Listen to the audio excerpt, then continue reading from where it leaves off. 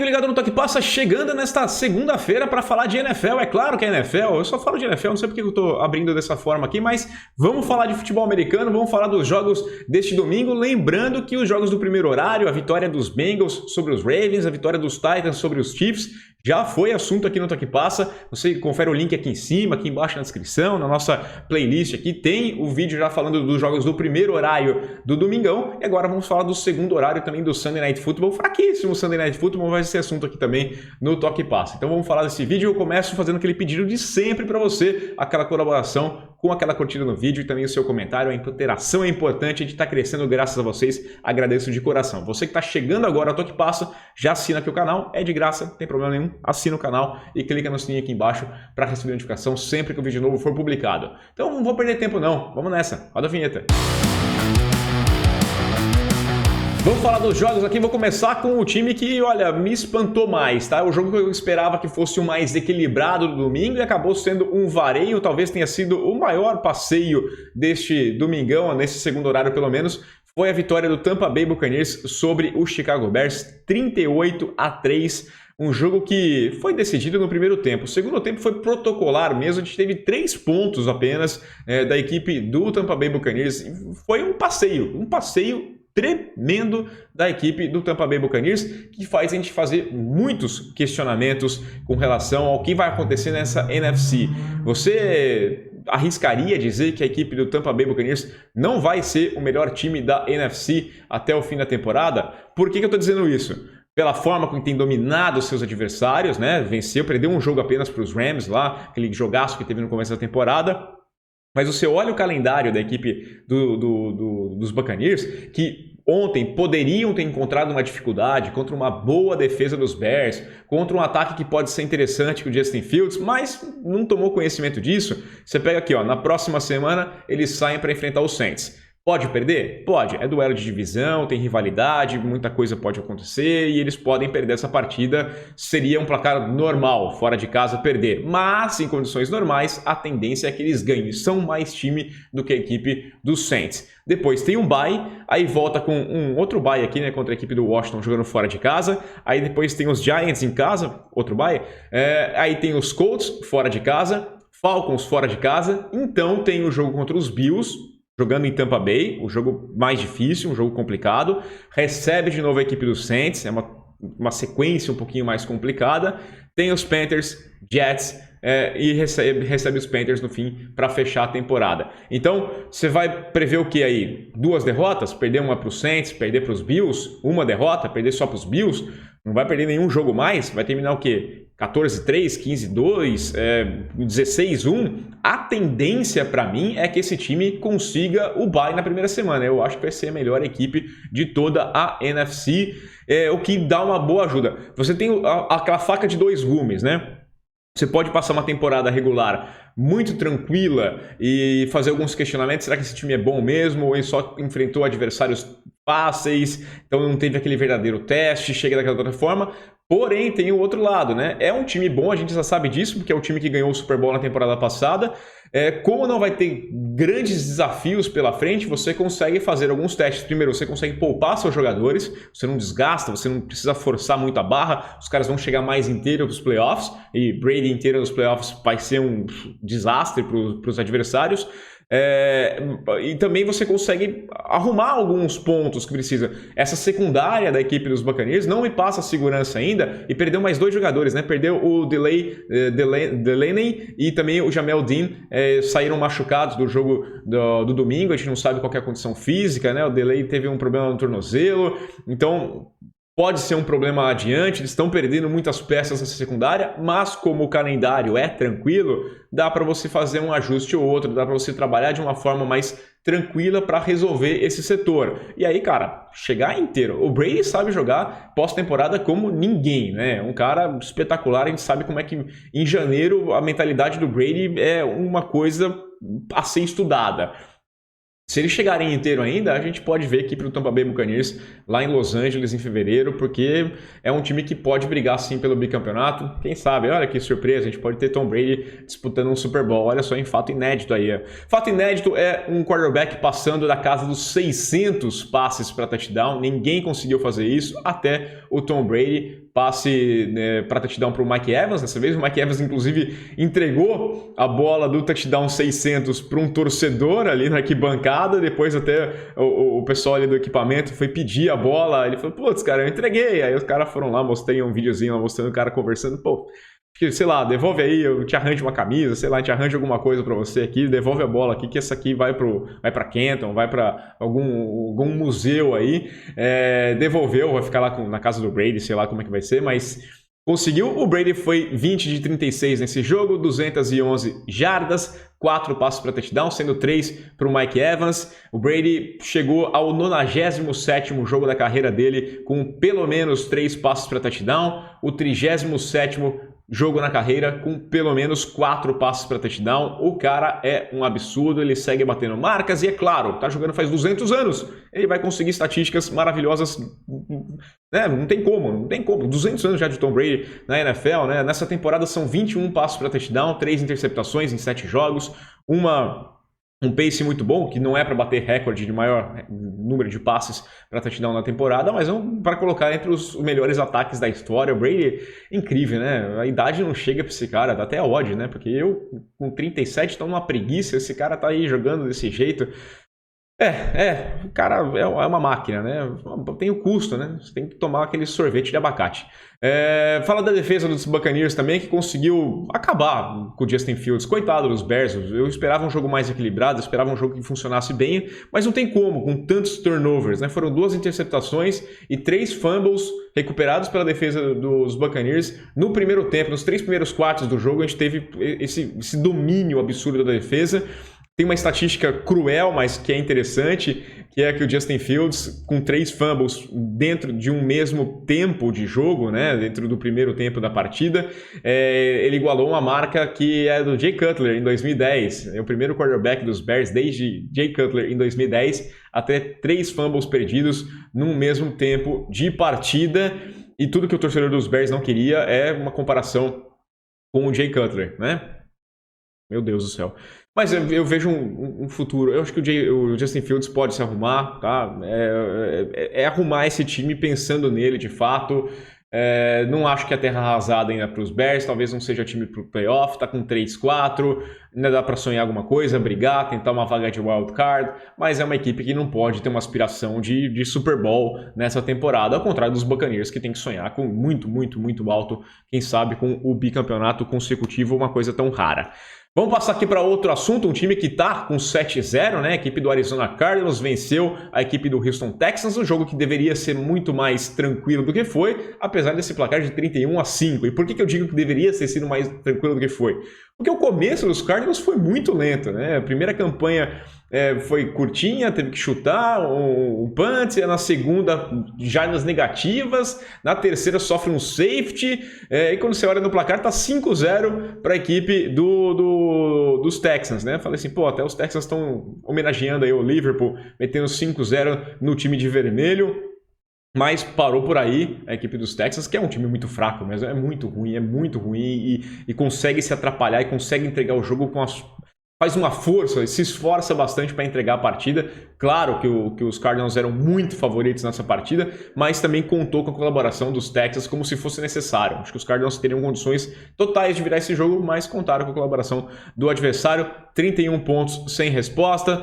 Kyle Murray foi 20 de 28, 261 jardas, 3 passos para touchdown, uma interceptação. O Hopkins, que a gente esperava bastante, porque tinha aquele sangue no olho de enfrentar o ex-time, teve uma atuação, não foi apagada, mas não foi o principal recebedor do jogo. Foram 7 recepções e 9 targets com 53 jardas e um touchdown. Quem liderou em jardas foi o calouro novato da equipe dos Cardinals, o Zach Ertz, que foi alvo 5 vezes, recebeu 3 bolas, 66 jardas, um touchdown. O AJ Green também teve 66 jardas recebidas em 3 recepções, mas não teve nenhum touchdown, então o Ertz é o líder aí nas estatísticas de passes recebidos neste domingo. Uma vitória sossegada da equipe dos Cardinals. Difícil você fazer uma avaliação do que está certo, do que está errado, se o time foi bom, porque o adversário não dá aquele desafio. Mas eu vou destacar um ponto negativo, 2 pontos negativos, né? Destaquei aqui essa lentidão no começo do time e o Arizona Cardinals permitir 4 sacks no Kyle Murray, né? Ele tomou muita pancada, chegou até sair de campo em um certo momento, com pancada na cabeça. A gente vai avaliar o que vai acontecer, porque a semana é curta. Tem jogo contra o Green Bay Packers na próxima quinta-feira. É um jogo complicadíssimo, é um jogo que você não pode começar lento desse jeito, senão, cara, o Aaron Rodgers te mata. Se você começar com 3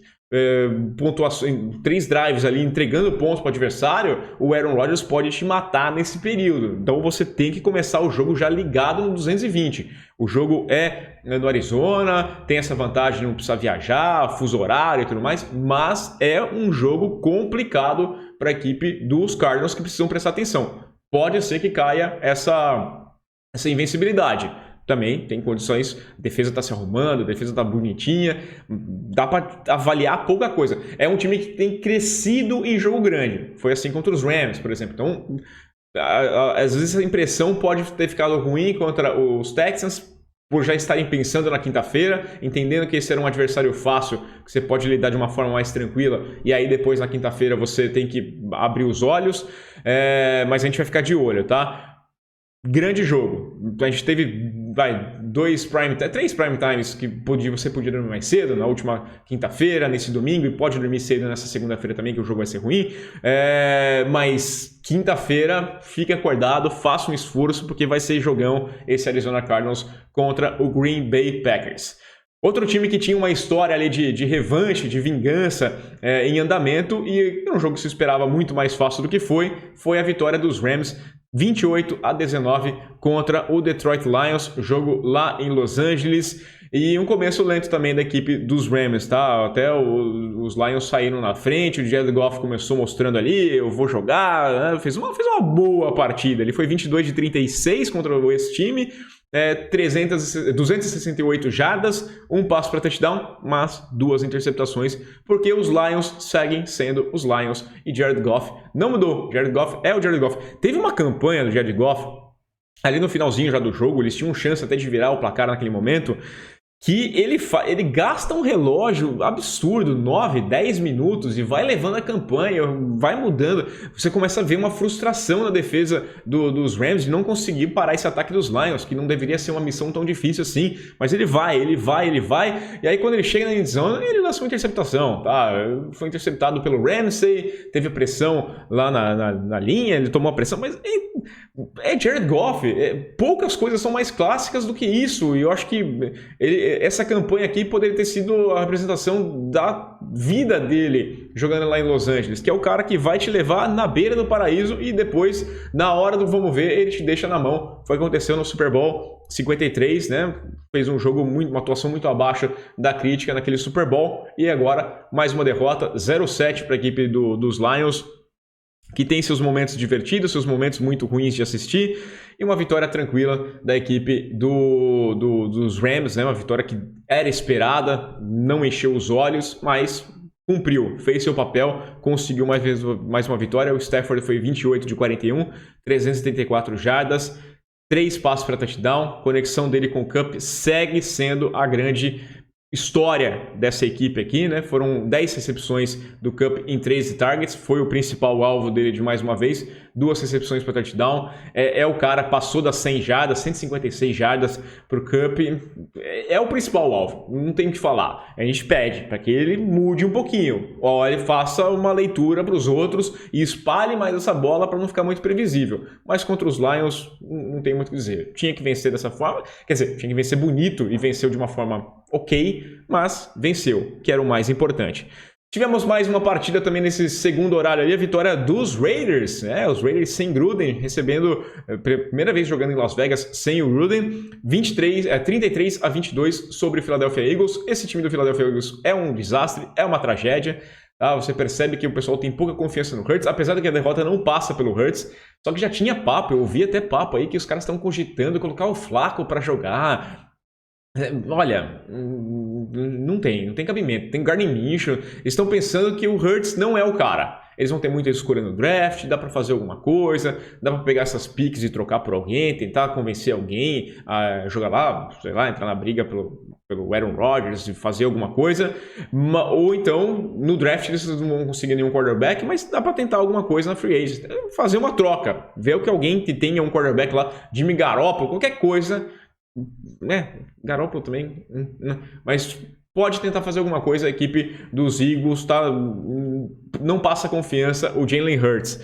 O Derek Carr, por outro lado, aí para alegria do Sherme, meu colega de Toque Passa NFL podcast, lá da Pacundê, foi muito bem mais uma vez, foi 31 de 34, grande sequência, 223 jardas passadas, 2 passos para touchdown, uma interceptação, tem um quarteto maravilhoso de recebedores, com o Renfrow, com o Huggs, com o Edwards, Waller, cara, muito bom o quadro de recebedores lá dos Raiders. A gente fica na dúvida até que ponto essa equipe ela é forte, ela é um contender de fato, quanto que mexe essa saída do Gruden, o quanto não é aquela empolgação pós-Gruden, vamos lá, vamos mostrar. Só sei que eles vão para o bye com uma vantagem maravilhosa, que eles estão liderando a AFC Oeste, né? Eles estão 5-2 e a equipe dos Chargers está 4-2, teve bye nessa semana que vem encara os Patriots em casa, mas vai jogar com essa pressão de precisar vencer, porque senão vai ficar atrás do rival, né, dentro da divisão. Já joga uma pressãozinha para o lado, enquanto os Raiders descansam tranquilamente na próxima semana com essa liderança da AFC Oeste. É isso mesmo, Raiders, com todos os problemas, com todo o cenário conturbado, está liderando a divisão que tem o Kansas City Chiefs. Os Chiefs em terceiro lugar nesse momento e fora dos playoffs. Vamos ver, a gente falou um pouquinho também no vídeo de ontem. E vou dar uma passada pelo Sunday Night, porque eu tenho que cumprir, protocolo, tá lá no meu contrato, que eu tenho que falar do Sunday Night Football também. Foi um jogo ruim, como era esperado que fosse um jogo ruim, e ainda choveu do começo ao fim, e choveu bastante para deixar esse jogo ainda pior. Então a gente teve números muito baixos, né? Números fracos dos dois times. Vamos lá, o Carson Wentz foi 17 de 26, 150 jardas, 2 passos para touchdown, nenhuma interceptação. O Wentz está numa crescente, tá? O Wentz acho que é um ponto positivo desse jogo. Correu bem também, ele teve 4 tentativas de corrida, com 23 jardas conquistadas, teve até uma terceira para 16 que ele conseguiu o first down, correndo com a bola, tá? Mostrando ele tá bem o Wentz. Saudável, ele é um bom jogador. Vamos ver quanto tempo que ele fica saudável. O problema é esse. E o Jimmy Garoppolo foi 16 de 27, 181 jardas, 1 passo para touchdown, 2 interceptações. Uma ali não teve curva. A segunda também é difícil, né? Porque a bola escorrega na mão dele. Ele vai tentar o passe, a chuva. Você percebe que a bola, no que está no alto, ela acaba subindo. Ele faz um ângulo, uma parábola muito pior do que ele tinha imaginado. Ele devia ser um passe muito mais reto. Ela acaba subindo bastante e caindo no colo do adversário. Mas foi um jogo fraco mesmo. Vitória dos Colts. Mais uma derrota. Os Colts agora estão 3-4, vão encarar os Titans no próximo final de semana, e é um jogo de vida ou morte, porque você pode conseguir, né? Dar uma agitada aqui, sei lá, ficar 4-4, seu adversário tá 5-3, você pode sonhar com alguma coisa. É uma esperançazinha de botar fogo nessa divisão ainda. Já a equipe dos 49ers estão 2-4 e você percebe que é ladeira abaixo. É uma coisa, viaja agora para encarar os Bears. Vai encarar uma defesa difícil, então é um problema que esse ataque que não encaixa, não engrena, não vai. A defesa também não se ajuda muito, então a tendência é que São Francisco 49ers perca mais uma partida.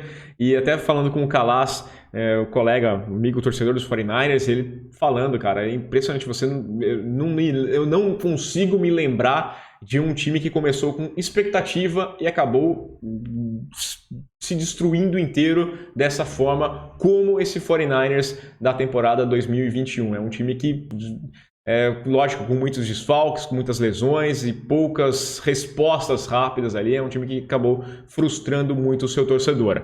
Bom, é isso, gente. Segunda-feira, amanhã, aliás, eu volto para falar do Monday Night, para a gente fazer mais um repeteco dessa semana aqui, o que tiver mais interessante também para falar. Conto com a sua colaboração, deixa o seu comentário aqui embaixo, se tiver uma pergunta também, a gente responde nessa segunda-feira. Mande a sua mensagem, a gente volta. Aquele abraço!